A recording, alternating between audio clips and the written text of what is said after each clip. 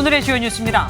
김현태 707 특임단장이 어제 탄핵 심판 증언과 달리 검찰 조사에서는 곽종근 전 사령관으로부터 끌어낼 수 있겠냐는 말을 직접 들었다고 진술한 것으로 확인됐습니다. 단독 보도합니다. 중앙선거관리위원회가 부정선거 등 논란의 원인을 차단하기 위해 대법관 겸임제인 선관위원장을 상근제로 전환하기 위한 내부 검토를 2년 전에 이미 마친 것으로 확인됐습니다. 단독 보도합니다. 이재명 더불어민주당 대표가 경주 에이펙 정상회의를 위해 국회 차원의 특별위원회를 만들자고 제안했습니다. 국민의힘은 벌써부터 대통령 행세를 하는 거냐고 비판했습니다. 오늘 새벽 충북 충주시에서 규모 3.1의 지진이 발생했습니다. 전국에서 흔들림 사고가 잇따랐는데 다행히 큰 피해는 없었습니다.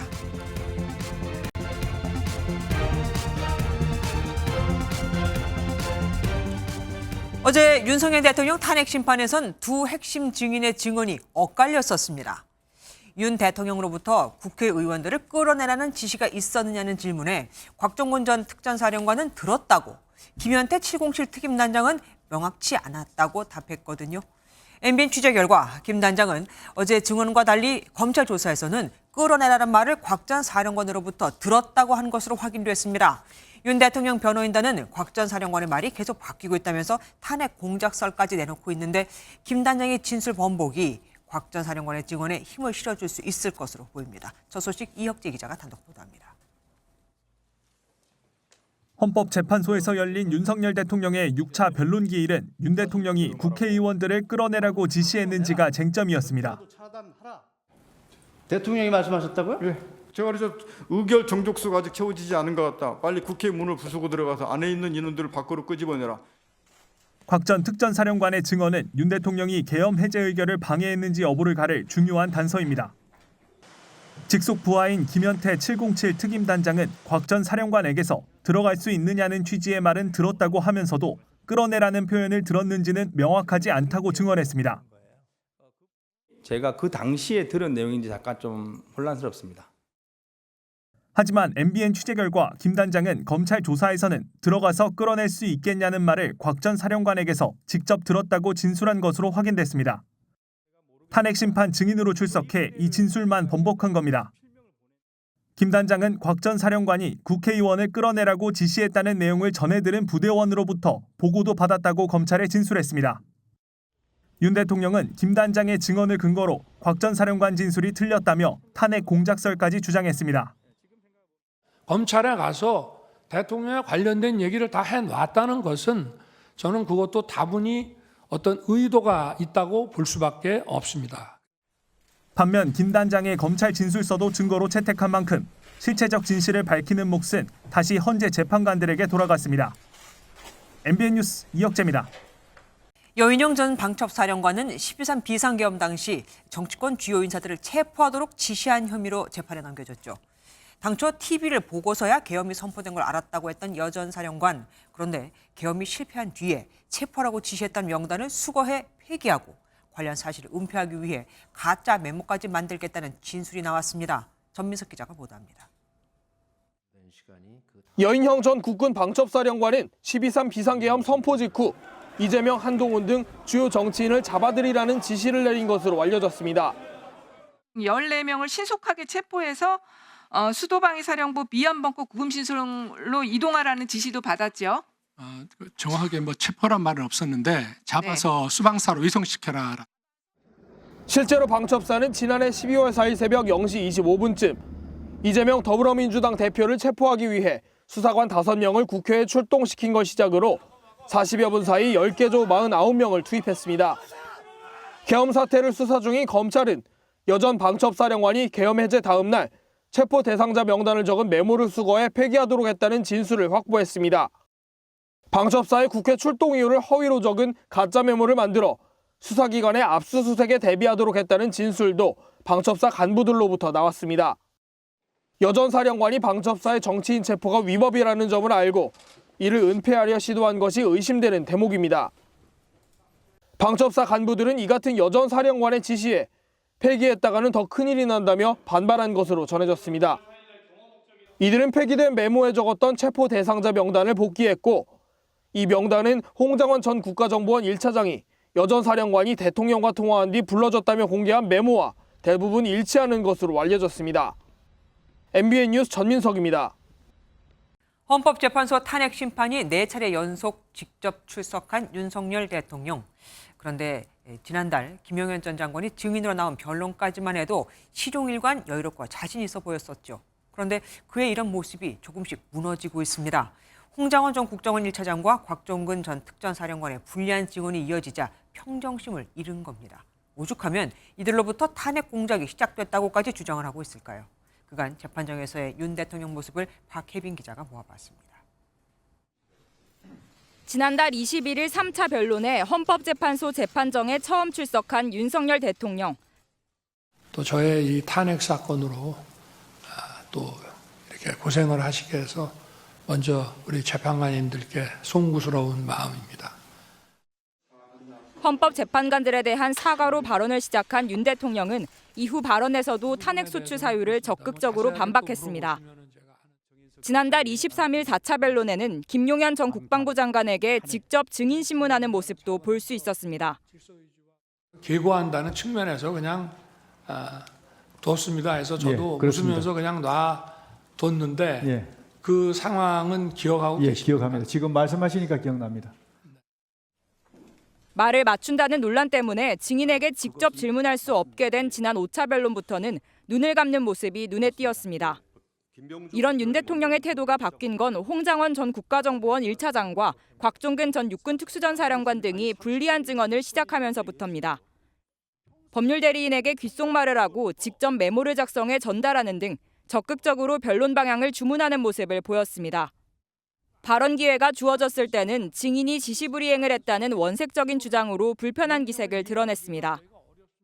상의를 하고 좀 어떻게 해봐라 이렇게 말하는 것이 상식이지 다짜고짜 전화해서 의결 정족수 안 되게 막아라, 끄집어내라 이런 지시를 어떤 공직사회에서 상하 간에 이것이 가능한 얘기인지. 윤 대통령은 홍장원 전 차장과 곽종근 전 사령관을 상대로는 내란 프레임과 탄핵 공작의 단초가 됐다며 발언 수위를 높였습니다. MBN 뉴스 박혜빈입니다. 6차례 이어진 탄핵 심판과 검찰 수사 결과들, 국회 청문회 등으로 너무 많은 이야기가 나와서 정신이 없죠. 지금부터는 대통령 탄핵 심판의 주요 쟁점을 좀 짚어보도록 하겠습니다. 크게 3가지로 나눠볼 수 있는데요. 먼저 윤 대통령이 국회를 마비시키기 위해 의원들을 체포하고 끌어내라고 지시했는가 하는 겁니다. 헌법에 명시된 국회 계엄 해제권을 막으려고 했다면 탄핵에 해당할 수 있거든요. 그래서 분명히 체포 지시를 받았다는 쪽과 그런 지시를 한 적이 없다는 윤 대통령 측이 그렇게 싸우고 있는 겁니다. 먼저 최희지 기자가 보도합니다. 홍장원 전 국가정보원 1차장과 곽종근 전 육군 특수전사령관은 비상계엄 당시 윤석열 대통령의 전화 지시를 받은 걸로 지목된 인물들입니다. 윤 대통령과 대면한 헌법재판소 증언대에 선 두 사람 모두 윤 대통령이 국회의원을 체포해라, 끌어내라는 지시를 했다고 증언했습니다. 적다 보니까 이게 뭐지? 하는 생각이 들어서 그 뒤에 있는 부분들은 대부분 한 반 정도 적다가 추가로 적지 않았고. 윤석열 대통령께서 그 당시에 증인한테 데리고 나오라고 지시한 대상이 국회의사당 안에 있는 국회의원들 맞죠? 정확히 맞습니다. 반면 윤 대통령은 의원 또는 인원이라는 말도 한 적 없다고 맞섰고 의원으로 이해했다는 것이지 제가 그 의원이라는 단어는 쓰지 않았다는 것이고 인원이라는 말을 저는 써본 적이 없습니다. 김용현 전 국방부 장관도 윤 대통령 주장을 뒷받침하는 진술을 했습니다. 의원이 아니라 요원을 빼내라고 한 것을 김병주 국회의원이 의원들 빼내라는 것을 통과시킨 것이죠. 네, 그렇습니다. 이진우 여인영 전 사령관은 애매모호한 증언으로 답을 회피했습니다. 진실 공방이 이어지자 헌법재판관은 윤 대통령이 지시했다는 정확한 표현을 묻기도 했습니다. 전화로 들은 얘기가 인원입니까? 국회의원을 끄집어내라 이랬습니까? 다음 주에는 윤 대통령의 지시를 받았다는 경찰 고위직들이 헌재에 출석하는 만큼 체포 지시 진실 공방이 이어질 전망입니다. MBN 뉴스 최희지입니다. 두 번째 쟁점 볼까요? 탄핵 심판에서 등장한 또 하나의 중요한 단어, 비상입법기구입니다. 국회를 마비시킨 뒤 이를 대체할 입법기관을 만들려고 한 게 아니냐는 의혹이죠. 비상계엄을 위한 국무회의에서 최상목 대통령 권한대행이 전달받았다는 쪽지도 이 비상입법기구와 연관이 있는데 그래서 유독 재판관들이 관련해서 날카롭게 묻고 있는 겁니다. 이어서 현지호 기자가 보도합니다. 비상계엄 선포 직전 국무회의에서 최상목 경제부총리에게 전달됐던 쪽지에는 비상입법기구 관련 예산을 편성하라는 내용이 담겼습니다. 탄핵심판에서는 비상입법기구가 국회를 대신해 만들려는 기관인지가 쟁점이 됐습니다. 사실일 경우 헌법에 명시된 국회 계엄 해제권을 무력화하려는 시도가 되기 때문입니다. 윤 대통령은 헌법상 긴급 재정명령권을 의미한 거지 국회 대체기관이 아니라고 주장했습니다. 예산 실무장관에게 이거를 준다는 거는 앞뒤가 안 맞고 아마 제가 그 민생입법을 방해하는 거기에 대해서 비상 그 재정 경제 명령, 긴급 재정 경제 명령 같은 거를 쪽지를 썼다는 김용현 전 국방부 장관도 윤 대통령 주장에 맞장구를 쳤습니다. 긴급 재정 입법권이 있습니다. 예. 그 입법 권한을 시행하기 위해서는 그런 어떤 그걸 수행할 조직이 필요하거든요. 그런 조직을 기재부 내에 구성을 하고. 하지만 헌법재판관들은 의심의 눈초리를 거두지 않았습니다. 국가 비상입법기구 관련 예산을 편성할 것이라는 내용이 있습니다. 네. 저 내용이 왜 필요했습니까? 과거 전두환 신군부가 국회를 대체하려 만든 기구와 같은 게 아니냐는 지적이 나오기도 했습니다. 입법 권한을 실행할 기구를 아마 생각을 하신 것 같아요. 네. 그게 그러면은 그 5공화국 당시에 국가보위입법회의하고 좀 같은 성격으로 보면 되겠습니까? 비상입법기구 그리고 정치활동을 금지한 포고령 1호의 의미를 재판부가 어떻게 판단하느냐에 따라 윤 대통령 탄핵 여부가 갈릴 전망입니다. MBN 뉴스 현지호입니다. 세 번째 쟁점은 이번 탄핵 심판에서 많이 등장한 또 하나의 단어, 바로 부정선거입니다.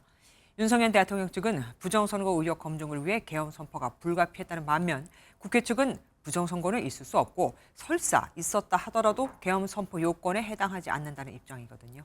이시열 기자가 지금까지 나온 부정선거의 발언들을 정리해봤습니다. 윤석열 대통령의 비상계엄 선포담화에는 등장하지 않았던 부정선거 의혹. 윤 대통령 입에서 처음 나온 건 계엄 선포로부터 9일이 지난 뒤였습니다. 민주주의의 핵심인 선거를 관리하는 전산 시스템이 이렇게 엉터리인데 어떻게 국민들이 선거 결과를 신뢰할 수 있겠습니까? 탄핵 심판이 시작되자 윤 대통령 측은 1시간 동안 부정선거 의혹을 주장하며 계엄 선포 이유로 내세웠습니다. 부정선거로 의심되는 부분들이 너무 많았기 때문에 민주주의의 근간을 갖다 흔드는 부정선거라는 것은 의혹을 밝히는 건 대통령의 책무입니다. 윤 대통령도 김용현 전 국방부 장관도 일제히 부정선거 의혹을 강조하고 나섰습니다. 부정선거라는 말은 쓰는 사람마다 물론 다릅니다만은 이게 좀 문제가 있겠구나 하는 생각은 제가 해왔고요. 대한 실체를 제대로 파악을 해서 그 부정선거에 대한 그 국민들에게 이게 있었는지 없었는지. 반면 국회 측은 부정선거 의혹이 대법원에서도 결론이 난 음모론이라고 일축했습니다.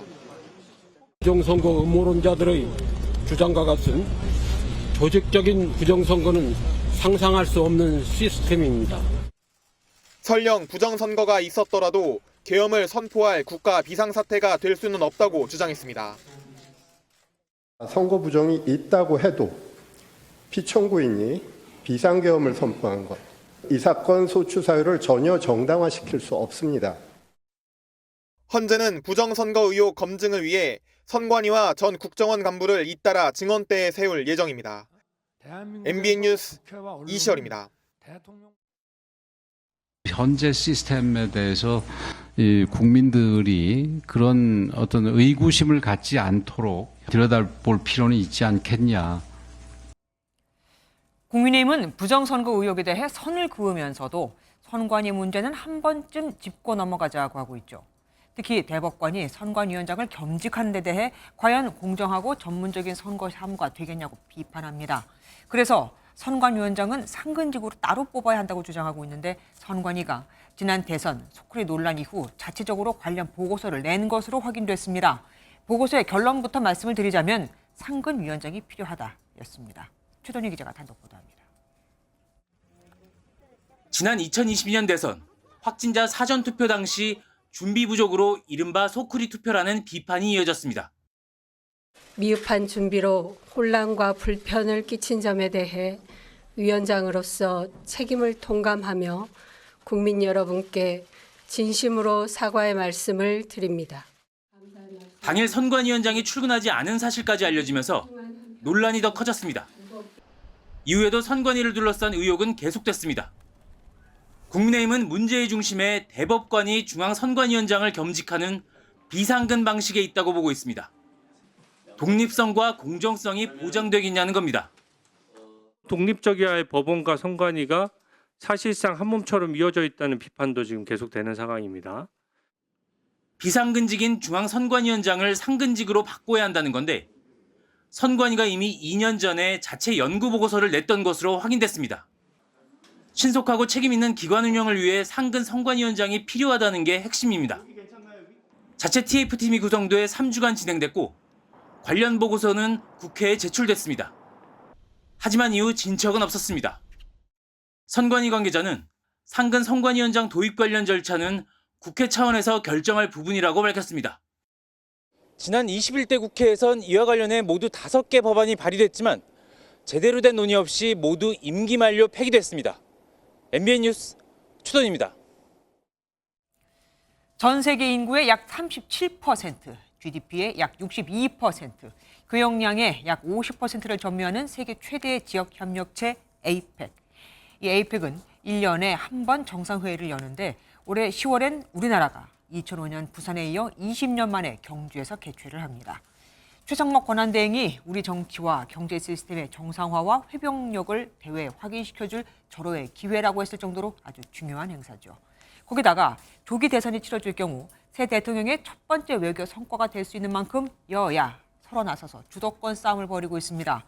오늘 이재명 민주당 대표가 관련된 여야 특위를 구성하자고 제안하는 것도 이 중요한 이슈를 먼저 선점하기 위해서입니다. 차기 국가 지도자로서의 행보도 보여줄 겸 말이죠. 먼저 표선우 기자가 보도합니다. 이재명 민주당 대표가 오는 10월 경주 APEC 정상회의 지원을 위한 국회 차원의 특위 구성을 제안했습니다. 이 대표는 APEC 회의는 대한민국의 회복력을 보여줄 절호의 기회라며 국가 중대 사업에 여야가 따로 있을 수 없다고 말했습니다. 그리고 APEC의 성공적 개최가 가능하도록 특별위원회 구성에는 딴지 걸지 말고 참여해 주시기를 다시 한번 부탁드립니다. 미국 트럼프 행정부의 관세 부과 조치와 관련해 통상 특위를 제안한 데 이어 APEC 특위까지 먼저 제안하면서 외교 분야 주도권을 확보하려는 모습입니다. 실제 이 대표는 최근 친미 중심 외교 정책을 줄곧 강조하고 있는 가운데 당 차원 준비도 속속 진행되고 있습니다. 노무현 정부에서 한미 FTA 체결을 이끌고 트럼프 1기 행정부 경험이 있는 김현종 전 국가안보실 2차장을 당대표 특보단 외교안보 보좌관으로 임명한 겁니다. 만약 조기 대선이 실시된다면 APEC은 차기 대통령의 첫 외교 무대가 될 예정인데 이 대표를 비롯한 대권 후보들의 정책 구상이 잇따를 전망입니다. MBN 뉴스 표선우입니다. 국민의힘은 이재명 더불어민주당 대표의 경주 APEC 지원 특위 제안에 벌써부터 대통령 행세를 하는 거냐며 강하게 비판했습니다. 세계 정상이 모이는 정부 행사를 집권 여당과 사전 논의도 없이 야당 대표가 일방적으로 특위를 만들어 지원하겠다고 통보를 하는 건 비상식적이라 이겁니다. 여당 반응은 김정 기자가 취재했습니다. APEC 지원 소관 상임위인 국민의힘 외교통일위원회 소속 의원들은 이재명 대표의 경주 APEC 지원 특위 제안을 일제히 비판했습니다. 외통위 소속 한 의원은 사전 논의도 없이 일방적으로 안을 던졌다며 당내에서도 논의가 진행 중이었다고 말했습니다. 특히 야당 대표의 제안이라는 점을 문제 삼았습니다.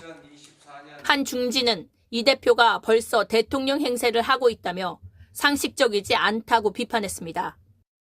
경주 APEC은 미국, 일본, 중국 등 21개 회원국 정상과 대표단 등 6천여 명이 참석해 사실상 대통령의 외교 무대입니다. 실제 트럼프 미 대통령은 취임 후 첫 에이펙 행사라는 점, 시진핑 중국 국가주석은 내년 의장국이라는 점에서 참석 가능성이 크게 점쳐집니다. 국민의힘 지도부는 이미 여당 주도의 에이펙 지원 특별법이 지난해 11월 국회를 통과해 민주당이 숟가락만 얹는 격이지만 특위 구성은 협의하겠다고 밝혔습니다. 다만 민주당이 제안한 특위가 행정적, 재정적 지원을 넘어 정부의 영역인 회의 의제까지 침범하면 동의할 수 없다고 선을 그었습니다. MBN 뉴스 김지영입니다. 국민의힘이 뭐라고 하든 더불어민주당은 제2당사를 마련하는 등 본격적인 대선 모드에 들어가는 모습입니다. 공약 개발을 위한 온라인 플랫폼까지 만들면서 말이죠. 이재명 대표의 대권 행보에 속도가 붙었습니다. 강영호 기자가 보도합니다. 민주당이 대선 정책 개발을 위한 온라인 플랫폼을 출범했습니다. 온라인 기반의 소통 창구를 통해 상향식의 정책 개발을 추진하겠다는 목표입니다. 징을 쳤는데 어떤 사람이 임금님 제가 밭이 뺏겼는데 저 고을사또가 재판을 잘못해가지고 제가 억울합니다 하는 순간에 그 고을사또가 어떻게 됐겠어요? 바로 뭐까지 날아가는 날이죠. 윤석열 대통령의 탄핵 심판으로 조기 대선 가능성이 나오며 민주당이 본격적인 대선 행보에 들어섰다는 평가입니다. 이 대표는 지난 총선 당시 공약이기도 했던 1인당 25만 원 지원금처럼 대선을 위한 민생지원금 공약도 검토 중인 것으로 전해졌습니다. 민주당 관계자는 MBN에 탄핵 인용 후 당내 경선이 진행되면 대선 공약으로 제시하게 될 것이라고 설명했습니다. 민주당은 당사를 확장하는 등 대선 준비를 위한 제반 준비 마련에 들어간 모습입니다. 중앙당사 200m 거리에 마련된 제2당사에는 국민소통국과 홍보국 등 디지털 소통실이 마련될 계획인 것으로 전해졌습니다. 민주당 역시 직접적인 조기 대선 언급에는 선을 긋는 가운데 차기 대선을 겨냥한 정책 경쟁에도 속도가 붙고 있습니다. MBN 뉴스 강영호입니다. 이렇게 이재명 대표 중심의 대권 준비가 본격화되면서 다른 한편에서는 비명계 주자들의 목소리도 커지고 있습니다. 이런 비명계 움직임에 망하는 길이라면서 비판의 목소리가 쏟아지기도 했는데 비명계들은 민주당에서도 입틀막이냐면서 반발했죠. 친명과 비명 간의 싸움이 본격화됐습니다. 정태훈 기자가 보도합니다. 당내 비명계 인사들이 우클릭 정책을 이유로 이재명 민주당 대표를 연일 비판하고 나서는 상황에 유시민 작가가 일침을 가했습니다. 망하는 길로 가는 이게 이 상황이 이제 특수한 상황이라. 그러자 당내 친문 인사들의 중심으로 반발이 쏟아졌습니다. 할 말도 못하게 하는 입틀막이 민주당 내 문화로 자리 잡고 있다는 겁니다. 망하는 길로 가고 있는 민주당의 모습은 이미 오래전에 시작이 됐죠. 비판의 말을 하기만 하면 수박이라는 멸시와 조롱을 하는 그 현상들이 끊이지 않고 벌어졌습니다. 김부겸 전 국무총리는 책을 많이 읽어야 한다는 유 작가의 비판을 받자 어떻게 민주주의는 무너지는가라는 책을 보이며 맞서기도 했습니다. 충고 고마워요. 이제 이런 책들 요즘 많이 나오네요. 이런 거 좀 제대로 읽어보도록 그렇게 하겠습니다. 김 전 총리는 광주 5.18 민주묘지를 찾아 민주성이 보장될 때 국민의 신뢰가 가장 컸다며 민주당의 폭을 넓히고 탄핵에 찬성한 세력에 힘을 엮어야 한다고도 강조했습니다. 정세균 전 국무총리도 비명계 원외 조직인 초일회와의 회동에서 다양성이 존중이 안 되는 획일적인 원팀은 힘이 없다며 비판에 가세했습니다. MBN 뉴스 정태웅입니다. 민주당은 저렇게 공약까지 만들고 제2당사까지 마련하며 대선을 준비하는데 국민의힘은 조기 대선을 입에 올리지도 못한 채 가만히 있을 수만은 없겠죠. 국민의힘이 당 쇄신에 매진하겠다고 공언한 다음 날 당 전략기획특위도 자강 논의에 시동을 걸었습니다. 대통령과 결별하지 않으면서 조기 대선은 아니라면서도 염두는 해야 하는 국민의힘, 유호정 기자가 취재했습니다. 외연 확장을 목표로 출범한 국민의힘 전략기획특위가 자강 행보에 시동을 걸었습니다. 다음 주 김영호 전 국회의장 초청을 시작으로 개혁 세미나를 열기로 했고 당의 개혁 작업도 특위가 도맡기로 했습니다. 매주 현안과 여론을 분석 중인 특위는 사실상 대선 모드로 전환한 민주당에 맞대응할 전략도 고심 중입니다. 맹렬히 외쳤던 내란 프레임을 내려놓고 지금 민생 프레임으로 들어가고 있는데 과연 이 프레임에 우리가 대응하는 것이 맞는지. 당정도 분야별 회의를 잇따라 열고 민생을 점검하고 정책 마련에 집중하고 있습니다. 다만 조기 대선 준비는 아니라는 게 당의 공식 입장입니다. 대통령과 인위적 거리두기 대신 정책과 자강 행보를 통해 계엄과 탄핵 국면에서 자연스럽게 무게추를 옮겨보려는 시도로 풀이됩니다. 하지만 거대 야당 협조 없이는 민생 주도권 잡기도 쉽지 않습니다.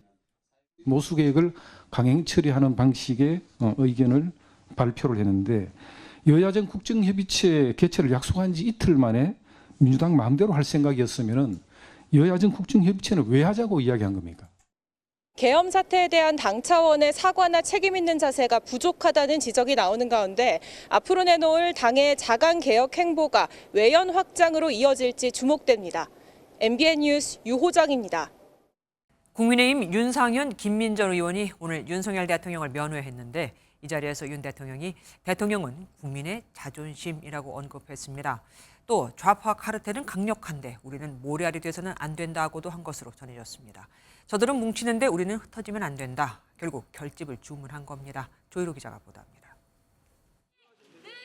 지난 3일 국민의힘 지도부가 윤석열 대통령을 접견한 데 이어 윤상현, 김민정 의원도 구치소를 찾았습니다. 이 자리에서 윤 대통령은 국민의 자존심이 대통령 아니냐 그런 자세를 견제하려 한다고 말하며 의연한 태도를 보였다고 윤 의원이 전했습니다. 헌법재판소에서 진행 중인 탄핵 심판 관련해선 헌재에 출석하길 잘했다는 생각을 갖고 있다고도 전했습니다. 헌법재판소에 나가 보시니까 야 이제서야 좀 알겠다. 이런 식으로 너무 곡해가 돼 있구나. 그래서 헌법재판소 나간 것을 그래도 잘한 결정이 아닌가. 또 당에 대해서 기대감을 갖고 있다며 국가적으로 어려운 시기에 민주당이나 좌파는 강력하게 카르텔을 형성하고 집요하게 싸우는데 우린 모래알이 돼선 안 된다고도 말했다고 전했습니다. 사실상 윤 대통령이 당과 지지층에 결집을 호소하는 메시지를 낸 것으로 풀이됩니다. 윤 대통령 접견을 신청한 국민의힘 소속 의원은 30명이 넘는 것으로 알려졌습니다. 다만 당 안팎에서 옥중 정치를 한다는 비판이 쏟아지자 윤 대통령 측은 다음 주 월요일 친윤계 의원들 접견을 끝으로 정치 이면에는 중단할 전망입니다. MBN 뉴스 조희로입니다. 뉴스 추적, 오늘은 국회 출입하는 정태진 기자와 함께하겠습니다. 어서 오십시오. 이재명 대표가 대권 도전을 이제 가시화했다고 우리가 봐도 되겠죠? 네, 그렇습니다. 이재명 대표의 행보에 그 뜻이 숨어 있습니다. 이번 에이펙은 트럼프 미국 대통령 취임 이후에 열리는 건데요. 그만큼 굉장히 중요한 상황에서 이뤄집니다. 네. 만약 조기 대선이 실시될 경우 참석자에 따라서 차기 대통령의 중요한 첫 외교 무대가 될 수 있는 만큼 이 대표의 경주 에이펙 특위 제안은 이를 고려해서 선제적으로 제안한 것으로 풀이됩니다. 이런 큰 국제회의가 잘 이루어지면 좋은 건데 국민의힘은 왜 발끈했습니까? 특위는 여야 합의로 구성되는 건데 일방통행 통보라는 겁니다. 통보. 취재를 해보니까요. 이 대표가 띄운 이 에이펙 특위는 원래 국민의힘이 먼저 민주당의 구성을 제안하려고 준비하고 있었습니다. 네. 다만 논의도 전에 외부에 알려지면 잡음이 생길 수 있어 물밑조율부터 하려 했는데 민주당에서는 사전 협의나 논의 없이 일방 발표로 제안한 상황입니다. 사실상 이슈 선점에는 실패했다고도 볼 수 있는데 당 고위 관계자는 원색적인 표현을 써가며 불쾌감을 전했습니다. 그러니까 새치게 당했다 뭐 이런 얘기입니다. 이런 상황에서 민주당이 김경수 전 지사의 복당을 허용했습니다. 당초 당내에서 반대도 꽤 있었잖아요. 맞습니다. 민주당은 오늘 김경수 전 경남지사의 복당 신청을 허용했습니다. 말씀하신 것처럼 친명, 친문 간 갈등이 이슈가 되는 상황에서 실제 극렬 지지자들 사이 김 전 지사에 대한 복당 반대 목소리 계속돼 왔습니다. 네. 김 전 지사는 SNS에 저의 복당이 우리 당이 더 큰 민주당으로 가는 계기가 되길 바란다고 밝혔습니다. 이재명 대표가 통합에 더 신경을 쓰면서 당내 다양한 목소리를 포용하겠다는 것으로 보입니다. 민주당은 이렇게 보면 조기 대선 준비를 차근차근 해나가고 있습니다.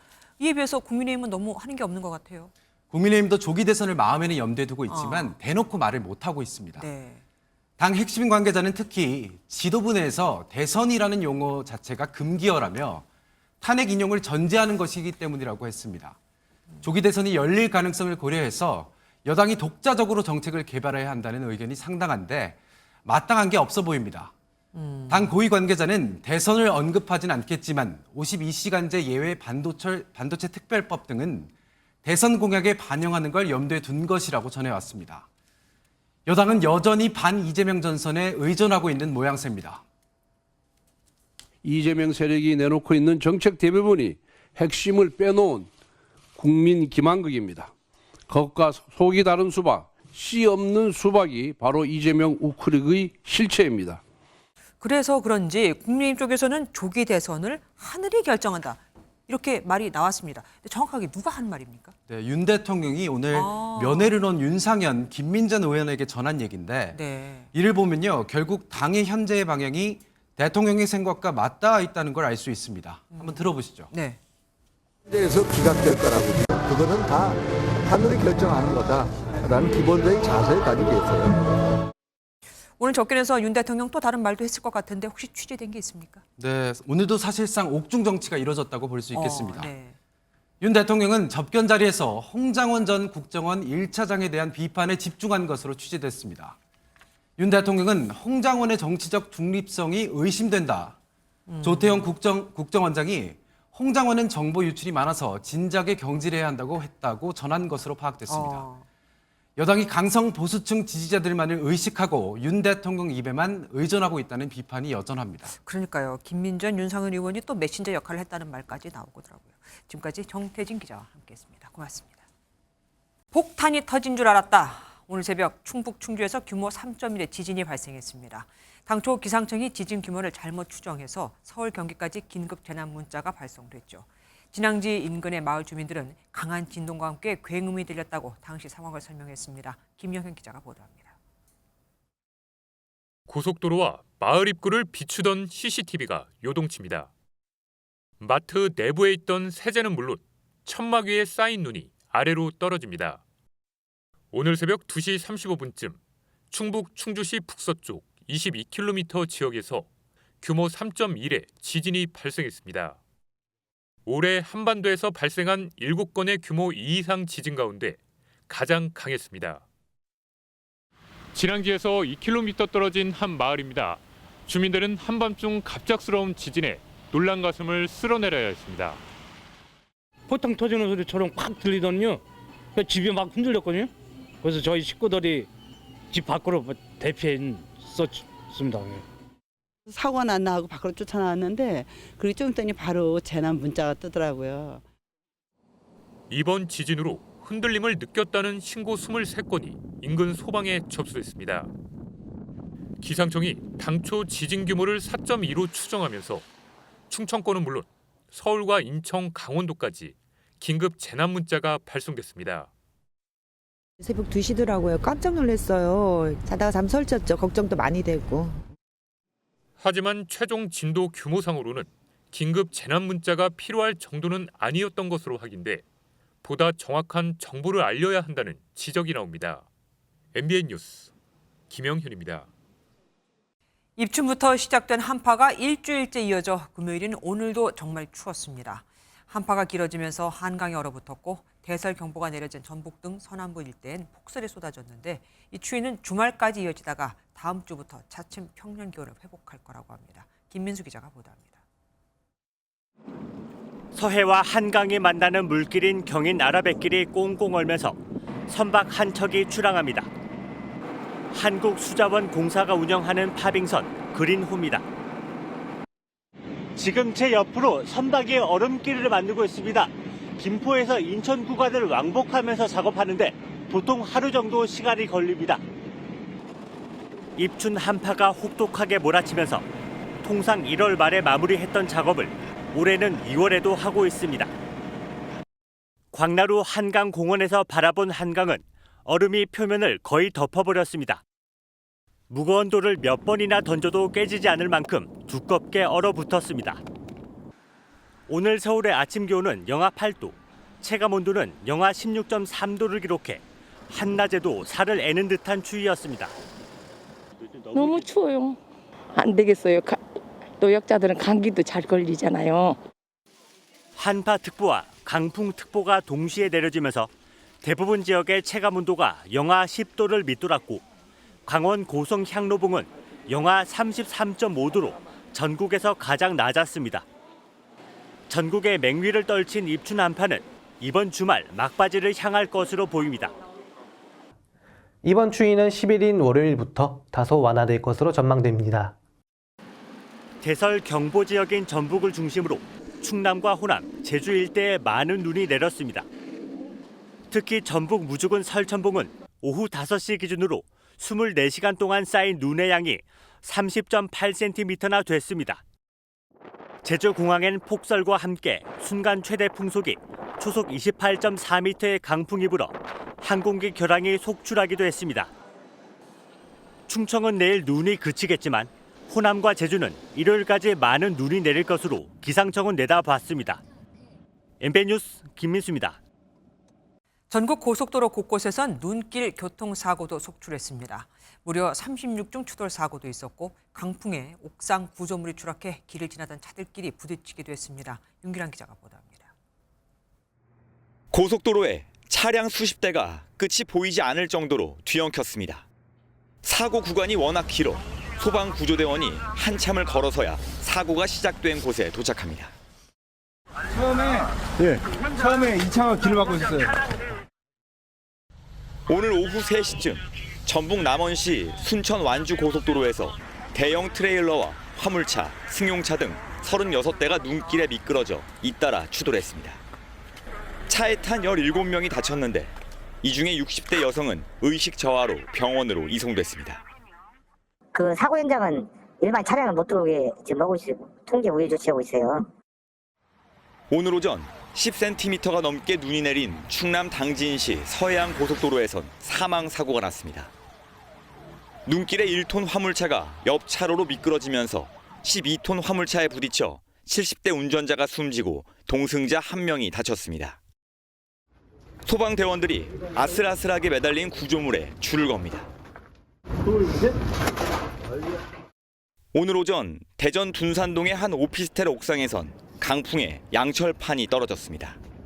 도로로 떨어진 구조물을 피하는 과정에서 달리던 차량 석 대가 잇따라 부딪히기도 했습니다. MBN 뉴스 윤기란입니다. 이 추위에 매섭게 찬 바람이 부는 새벽에도 폐지를 팔기 위해 고물상을 찾는 이가 있습니다. 이렇게 해서 손에 쥐는 돈은 5천 원 남짓이지만 이게 없으면 그나마도 살 수가 없거든요. 강추위가 찾아오면 추위보다 난방비 걱정에 더 앞서는 사람들, 심동욱 기자가 취재했습니다. 뼛속까지 시린 바람이 부는 이른 새벽. 계속되는 한파에 거리를 다니는 시민을 찾아보기 어렵습니다. 하지만 자신의 키보다도 높이 폐지를 모은 80대 남성은 손수레를 끌고 고물상으로 향합니다. 종일 100kg이 넘게 폐지를 모았지만 건네받은 돈은 5천 원 남짓. 식당에서 한 끼 식사조차 하기 어려운 금액입니다. 밥 사먹고 차비하면 남는 것도 없죠. 죽지 못하는 거죠. 할 수 없이 하는 거죠. 이거 나이 먹어서 무릎 아프고 다리 아프고 그래요. 새벽부터 장사를 시작한 상인들도 방한 도구와 두꺼운 외투로 몸을 감싸고 한파에 맞섭니다. 추위에 채소가 얼까 걱정되기도 하지만 찾아오는 손님들을 생각하면 장사를 하루도 쉴 수는 없습니다. 난로 치솟는 기름값과 물가 때문에 난로를 켜기도 부담스럽습니다. 20-30%더 오른 것 같은데요. 체감상 석유값만 30 넘게 나가죠. 새벽에 틀고 한 10시, 11시면 이건 꺼요. 굉장히 추운 날 말고는 거의 얘는 안 켜요. 연탄을 사용하는 취약계층이 따뜻하게 겨울을 보내기는 언감생심입니다.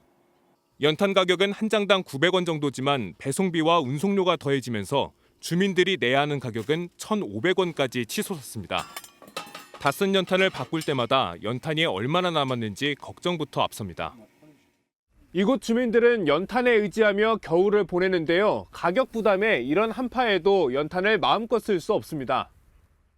옛날에는 뭐 15만원에서 20만원이 되는데 지금은 아마 체감하는 게 25만원에서 35만원 사이인 것 같아요. 추우면 당장 하루를 못 버티니까.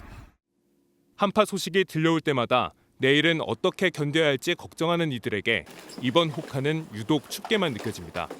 MBN 뉴스 심동욱입니다.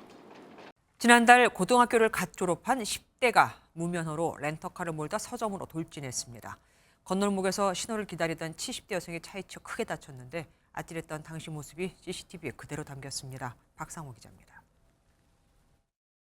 대구의 한 교차로입니다. 갑자기 검은색 승용차가 나타나 보행자를 치고 서점이 있는 상가로 돌진합니다. 잠시 후 차에서 내린 운전자는 비틀대더니 바닥에 쓰러집니다. 놀란 시민들이 사고 현장으로 몰려들고 현장은 순식간에 아수라장으로 변합니다. 갑자기 이제 쾅 소리가 이제 문 앞에서 하필이 깨져가지고 나와서 상황을 보니까 그 사람이 여기 치여서. 운전자는 지난달 고등학교를 갓 졸업한 10대 청년으로 면허도 없이 렌터카를 몰고 가다 사고를 낸 겁니다. 운전석 옆에는 친구가 타고 있었습니다. 렌트카는 지인이 빌려놓은 건데 그 지인한테 빌렸다고 하네요. 정확한 조사는 아직 안 됐거든요. 운전자가 약물이나 술을 마신 상태는 아니라고 경찰은 확인했습니다. 차에 치인 70대 여성은 배와 다리를 크게 다쳤고 운전자와 동승자도 병원 치료를 받고 있습니다. 경찰은 운전자가 직진 차로에서 좌회전하다 사고가 난 것으로 보고 렌터카를 빌린 경위 등을 조사하고 있습니다. MBN 뉴스 박상호입니다. 아파트 단지에서 일본 도를 휘둘러 이웃을 살해한 30대 남성이 1심에서 무기징역을 선고받았습니다. 왜 사형 선고가 내려지지 않은 거냐고 유족들은 소리치며 오열했습니다. 손성민 기자입니다. 지난해 7월 서울 은평구의 한 아파트 단지입니다. 일본도가 있는 골프 가방을 든 30대 백모 씨가 잠시 담배를 피우러 나온 40대 김모 씨에게 다가가는 모습이 발견됩니다. 갑자기 일본도를 휘두른 백 씨에게 어깨와 등을 크게 다친 피해자는 황급히 달아났지만 결국 목숨을 잃었습니다. 백 씨는 중국 스파이가 우리나라에 전쟁을 일으키려 한다는 망상에 빠져 김 씨를 상대로 범행한 것으로 조사됐습니다. 이후 검찰은 백 씨에 대한 사형을 구형했지만 법원은 무기징역을 선고하고 20년간 위치 추적 장치 부착을 명령했습니다. 재판부는 피고인의 정신 상태를 감안하더라도 죄질이 극도로 불량하고 책임이 엄중하다며 사회로부터 무기한 격리해 자유를 박탈할 필요성이 있다고 밝혔습니다. 또한 유족에게 어떤 방법으로도 접근하지 말고 정기적으로 정신과 치료를 받으라는 내용이 포함된 준수사항도 부과했습니다. 방청석에 있던 유족들은 너무나 억울하다고 소리치며 오열했습니다. 재판부가 사형을 선고하지 않은 것은 진짜 피해자를 위한 재판인지 가해자를 위한 재판인지 이해가 가지 않습니다. 유족 측은 재판 결과에 많은 아쉬움이 있다며 즉각 항소하겠다고 밝혔습니다. MBN 뉴스 손성민입니다. 국제사회 우려에도 불구하고 트럼프 대통령은 중동 가자지구 장악 구상에 속도를 내고 있습니다. 가자지구 주민들이 강제 이주될 후보지로 아프리카 모로코와 소말리아 북부 지역에 검토되고 있다라는 보도까지 나왔죠. 신이 난 네타냐후 이스라엘 총리는 트럼프 대통령에게 이른바 황금 삐삐까지 선물했습니다. 워싱턴에서 강영구 특파원입니다. 트럼프 대통령이 가자지구 장악 구상에 한 발 더 다가섰습니다. SNS를 통해 전쟁이 끝나면 이스라엘이 가자를 미국에 넘길 것이며 미국은 세계에서 가장 위대한 개발 프로젝트를 시작할 것이라고 밝혔습니다. 폐허가 된 가자지구 주민들에 대한 이주 필요성도 재차 강조했습니다. That place, Gaza, right now has unexploded munitions, lots of rockets and weapons and other things that Hamas was using there, and that needs to be dealt with. And it's very difficult to do that when you have populations on top of you. 이주 후보지로 아프리카 모로코와 소말리아 북부 지역을 이스라엘이 검토하고 있다는 영국 언론의 보도도 나왔습니다. 이 같은 트럼프 대통령의 강경 행보 속에 미국과 이스라엘의 밀착은 견고해지고 있습니다. 네타냐후 총리로부터 황금 무선 호출기를 선물받은 트럼프 대통령은 훌륭한 작전이었다고 화답했는데 이는 지난해 레바논 무장정파 히즈볼라를 겨냥한 이스라엘의 원격 타격 작전을 상징하는 통신기기입니다. 그뿐만 아니라 트럼프 대통령은 네타냐후 총리에게 전쟁 범죄 혐의로 체포영장을 발부한 국제형사재판소를 제재하는 행정명령에 서명했습니다. 거침없는 트럼프 대통령의 행보에 중동 정세가 다시 요동치기 시작했습니다. 워싱턴에서 MBN 뉴스 강영구입니다. 미국이 파나마로부터 운하 통행료를 면제받았다고 밝힌 지 하루 만에 파나마가 전격 부인하며 반박하고 나섰습니다. 거짓에 기반한 외교를 규탄한다면서요. 미국에게 파나마 운하 통행료는 얼마 되지 않는다고도 꼬집었죠. 운하 운영권을 둘러싼 양국의 갈등이 재점화하고 있습니다. 한여혜 기자입니다. 미국 국무부는 정부 선박이 운하 통행료를 면제받았다고 현지 시간 5일 SNS를 통해 밝혔습니다. 마코 루비오 미국 국무장관의 파나마 방문이 이뤄진 직후 올린 글입니다. 파나마는 미국 국무부 발표 하루 만에 이는 거짓말이라며 즉각 반박했습니다. Y hoy Panamá plantea a través de ustedes y al mundo mi rechazo absoluto a que sigamos explorando la vía de manejar la relación bilateral sobre la base de mentiras y falsedades. 법률에 의해 통행료나 수수료를 면제할 수 없다고 규정돼 있고 이런 내용을 미국에 전달했다는 겁니다. 만약 미국 해군 함정이 통행료를 내지 않으면 국방부 예산 188억 원 상당이 절감되는데 이는 큰 타격을 줄 금액도 아니라고 꼬집었습니다. 다만 물리노 대통령은 도널드 트럼프 미국 대통령이 중국의 영향력을 주장해온 것을 의식한 듯 중국의 육상 해상 실크로드 정책인 1대1로에선 빠진다고 덧붙였습니다. 미국은 파나마의 반박에 대해 법률을 존중한다는 원론적인 언급에만 그친 채 파나마에 기대하는 바가 여전하다고 다시 한번 강조했습니다. I find it absurd that we would have to pay fees to transit a zone that we are obligated to protect in a time of conflict. 1914년 개통한 이래 전 세계 해상무역의 핵심 통로가 된 파나마 운하를 둘러싼 미국과 파나마 간 기싸움은 계속되고 있습니다. MBN 뉴스 한여입니다. 세계적인 관광지로 꼽히는 그리스의 산토리니 섬이 이젠 지진섬으로까지 불리고 있죠. 지난달 26일부터 이어진 지진만 6천 건, 5분마다 땅이 흔들린다고 할 정도입니다. 결국 그리스 정부가 비상사태를 선포했습니다. 지금이 2월 7일인데 무려 3월 3일까지 말입니다. 김문영 기자가 보도합니다. 푸른 지붕과 흰 벽으로 지어진 집들의 풍광으로 잘 알려진 그리스의 관광 명소 산토리니 섬. 신혼여행객 등 관광객들로 활기찼던 거리가 비었고 상점과 모든 학교의 문이 닫혔습니다. 최근 거의 매일 발생한 지진에 불안해하며 집 밖에 텐트를 치고 지냈던 주민들이 배편과 항공편으로 대탈출해 거리가 빈 모습입니다. Σε φάση περίεργη, σοκ, αλλά εντάξει, είναι λίγο επικίνδυνα τα πράγματα. Βέβαια, αφού κάθε 5 λεπτά κουνιόμαστε. Μας ειδοποίησαν 3 φορές με το, πώς το λένε Νίκο μου, πες. 지난달 26일부터 섬과 인근 해역에 발생한 지진만 6천 건 이상인데 규모 5.2 지진까지 추가로 발생하자 그리스 정부가 비상사태를 선포했고 다음 달 3일까지 유지하기로 했습니다. 화산 활동으로 형성된 산토리니 섬은 가장 최근인 1950년대에도 대규모 분화가 있던 활화산지대인 헬레닉 화산호에 위치해 있지만 과학자들은 최근 지진이 화산이 아닌 지각판의 움직임 때문이라고 분석했습니다. 다만 최악의 경우 지진이 화산을 자극해 분화로 이어질 수 있다는 우려도 제기됩니다. 산토리니 섬의 지진은 잦지만 이번처럼 지속적인 연쇄 지진 활동은 매우 드뭅니다.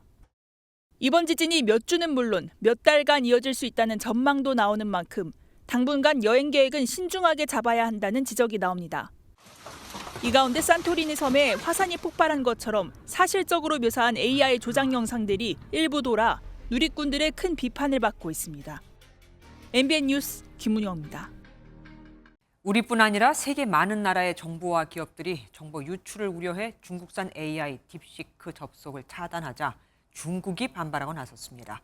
딥시크를 사칭하는 위조 계정이 문제지 딥시크는 문제가 없다면서 말이죠.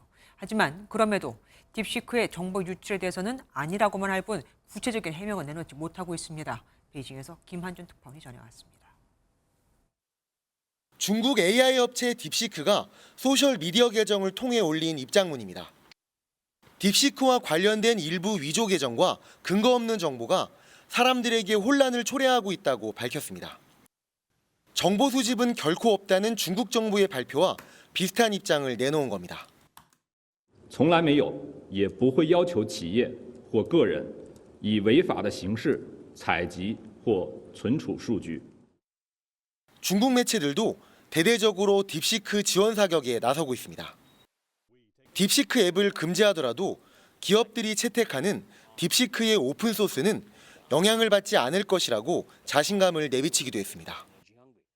Take it, do whatever you want to do, and I would like for, the entire world to kind of do that. 세계 많은 나라들의 딥시크 사용 제한 조치를 정보 유출 문제로 생각하지 않고 AI 패권 경쟁의 일환으로 여기는 모양새입니다. 现在对于 DeepSeek 的这个反应，就是非常明确的告诉大家，就是硅谷技术再加上美国的霸权这三个东西合到一起。 중국이 최근 딥시크를 시작으로 다양한 AI 모델을 공개한 배경에는 미국을 제치고 주도권을 잡겠다는 강한 의지가 담겨 있다는 분석입니다. 베이징에서 MBN 뉴스 김한준입니다. 꽁꽁 얼어붙었던 서울 아파트 시장에 미묘한 변화가 감지됩니다. 강남 등 주요 재건축 아파트의 가격이 뛰면서 5주 만에 상승세로 돌아선 건데 하지만 지방은 아닙니다. 이번 주에도 0.06% 하락하며 그야말로 찬바람이 불고 있거든요. 그래도 분양 차익을 기대할 수 있는 곳은 지방일지라도 청약이 몰리고 있습니다. 세종시 1가구 무순위 청약에 첫날에만 무려 57만 명이 지원을 했거든요. 확실히 시세 차익이 보장되는 일명 줍줍에는 갈 곳 없는 돈이 몰리고 있는 겁니다. 홍조 기자가 취재했습니다. 세종시의 한 주상복합 아파트. 이미 4년 전 입주가 마무리됐지만 어제 전용 84제곱미터 계약 취소분 한 가구가 무순위 청약으로 나왔습니다. 분양가는 8년 전 분양 가격인 3억 2,100만 원으로 2달 전 같은 면적이 6억 3천만 원에 거래된 바 있습니다. 당첨되면 시세 차익이 3억 원에 달하는 로또 청약이라 무려 57만 명이 몰렸습니다. 지난해 7월 화성 동탄의 한 아파트 줍줍에 전국에서 294만 명이 몰린 이후 가장 높은 경쟁률입니다. 오늘도 바로 옆 단지에서 두 가구 무순위 청약이 진행되는데 문의가 빗발쳤습니다. 지금 요즘 오는 전화는 다 그겁니다. 지금 바로 전매 가능한지, 지금 전세 내면 전세를 내는 수 있는지. 규제하기 전에 분양을 받으려고 하는 수요가 몰린 것도 한몫했다고 볼 수 있습니다. 정부는 유주택자의 참여를 제한하는 등 과열 청약에 대한 대책을 검토 중이지만 갈 곳 없는 시중 자금의 쏠림 현상은 계속 이어질 것으로 예상됩니다. MBN 뉴스 홍지호입니다. 이런 줍줍에 참여할 수 있는 것도 복입니다. 하루에 1,000원만 내면 살 수 있는 이른바 1,000원 주택을 내놓는다고 해서 기다리는 이들도 많거든요. 인천시가 지난해 7월 발표한 정책인데 이미 집도 500채나 다 구입한 상태임에도 들어가 살고 있는 사람이 단 한 명도 없습니다. 어떻게 된 건지 노승환 기자가 알아봤습니다. 전용 면적 65제곱미터, 방 2개에 널찍한 거실이 있는 이 집의 임대료는 하루 1,000원, 한 달 3만 원입니다. 지난해 7월 인천도시공사가 380억 원에 사들인 신축 빌라입니다. 이른바 매입 임대형 1,000원 주택입니다. 정책을 발표한 지 반년이 지나 입주가 끝났는지 다시 가봤습니다. 불 하나 켜지지 않은 캄캄한 빌라 124가구가 말 그대로 텅텅 비었습니다. 이곳을 포함 이렇게 비어있는 집이 모두 500가구. 입주자를 모집한다는 말뿐 입주는 빨라야 5월입니다. 인천도시공사가 대신 전세를 얻어 하루 1,000원에 집을 빌려주는 또 다른 1,000원 주택은 사정이 더 좋지 않습니다. 국토부가 지침을 개정해야 시행 근거가 생기는데 인천시가 무턱대고 발표부터 한 탓에 7개월이 지나도록 감감무소식입니다. 인천시에는 하루에도 수십 통씩 문의 전화가 줄을 잇습니다. 언제 이제 공고나 이런 거 시기가 언제가 되냐 이런 거랑 그다음 입주 자격이 어떻게 되는지 이런 거 이제 여쭤보시는 분이 많이 계시죠. 부동산에는 나올 수 없는 매물인데도 관심이 끊이질 않습니다. 저기 저 들어가는 어떻게 들어가냐고. 젊은 사람들이 오지. 한 달에 한 서너 팀씩은 돌지. 상황이 이런데도 인천시는 사업에는 문제가 없다는 입장만 되풀이하고 있습니다. MBN 뉴스 노승환입니다. 쿵짝쿵짝 네 박자 속에 서민의 애환과 삶을 노래하며 트로트 4대 천왕으로 불렸던 가수 송대관 씨가 향년 79세로 별세했습니다. 태진아 씨 등 후배 가수들이 고인의 빈소를 찾아 마지막 길을 배웅했습니다. 신용빈 기자가 보도합니다. 안 되는 일 없다 노력하면 쨍하고 햇별 날 돌아온단다 다 같이. 서민들에게 꿈과 희망을 주는 노래를 불렀던 가수 송대관 씨가 향년 79세로 세상을 떠났습니다. 1967년 데뷔했던 고인은 1975년 발매한 해뜰 날로 오랜 무명 생활을 끝내고 국민 트로트 가수로 자리 잡았습니다. 따뜻한 목소리와 진솔한 가사로 고현철, 태진아, 서른도와 함께 트로트 4대 천왕으로 많은 이들의 사랑을 받았습니다. 차표 한 장 손에 들고 떠나야 하네. 예정된 시간표대로 떠나야 하네. 평소 지병을 앓은 데다 수술도 3차례 받을 만큼 몸이 좋지 않았지만 무대에 대한 열정을 불태우다 갑작스레 찾아온 심장마비로 세상을 떠났습니다. 가요계 큰 별이 졌다는 소식에 평생의 라이벌도 절친한 동생도 안타까움을 감추지 못했습니다. 한쪽 날개를 완전히 잃은 거나 다름없어요. 내가 앞으로는 누구하고 라이벌 콘서트를 해볼 것인가. 형님 사랑합니다. 고맙습니다. 늘 우리 후배들한테도 따뜻하고 인자하시고 정말 친형님처럼 제가 따르고 했었는데 우리 송대관 선배님 부디 좋은 곳으로 가셔서 편히 쉬시길 바라겠습니다. 영원히 남을 유행가를 남기고 우리 곁을 떠난 송대관 씨의 발인식은 모레 대한가수협회장으로 치러집니다. 불거운 늘 인생사 연극 같은 세상사 세상사 모두가 내 박자꾸자. MBN 뉴스 신영균입니다. 스포츠 뉴스입니다. 북극발 한파에 대한민국이 꽁꽁 얼어 있는데요. 살을 애는 듯한 칼바람 속에도 시원한 나이스샷 생각뿐인 골퍼들을 위해서 도심 속 놀이터가 문을 열었습니다. 이규현 기자가 현장 취재했습니다. 실내에 울려 퍼지는 호쾌한 샷소리. 골프 관련 각종 최신 용품을 보고 체험할 수 있는 도심 속 골프 축제, 매경 KPGA 골프 엑스포의 풍경입니다. 한파를 피해 도심 속 골프 놀이터를 찾은 골퍼들이 가장 붐비는 곳은 역시 골프 실력을 한 단계 업그레이드해줄 첨단 장비 체험 코너입니다. 실시간으로 스윙 자세를 분석한 뒤 교정해주는 AI의 신통방통한 코칭 실력이 골퍼들의 감탄을 자아냅니다. 본인이 스윙하면서 알지 못했던 부분을 AI가 읽어서 그 부분을 체크해 줌으로써 그 부분을 잡아가면서 연습을 할 수 있을 것 같아요. 현역 시절 스윙의 교과서로 불렸던 한국 여자 골프 레전드 최나연은 박람회 한쪽에 직접 부스를 차리고 팬들을 맞았습니다.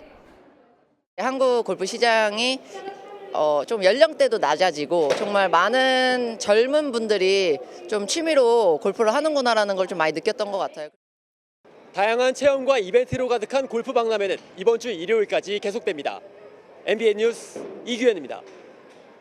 오늘 하루도 많이 추우셨죠. 여전히 서울과 경기, 강원, 충북과 경북 북부 지역으로는 한파 경보가 발효 중인 가운데 주말인 내일은 오늘보다도 날이 더 추워지겠습니다. 내일 서울 아침 기온은 영하 13도까지 떨어지면서 이번 한파가 절정을 보이겠습니다. 낮 기온도 온종일 영하권에 머무는 곳이 많겠습니다. 칼바람까지 강하게 불어 체감 온도는 더욱 낮겠습니다. 현재 일부 내륙 지역을 제외한 전국에 강풍특보가 발효 중입니다. 서쪽 지역으로는 눈도 계속됩니다. 내일까지 제주 산지에는 최고 20cm, 호남 지방에도 최고 15cm가 넘는 눈이 추가로 내려 쌓이겠습니다. 내일 중부지방 아침 기온은 서울이 영하 13도, 춘천은 영하 16도까지 떨어지겠고요. 남부지방 아침 기온도 전주가 영하 9도, 대구는 영하 10도까지 떨어지겠습니다. 다음 주부터는 이번 한파가 차츰 누그러질 전망입니다. 내셨습니다.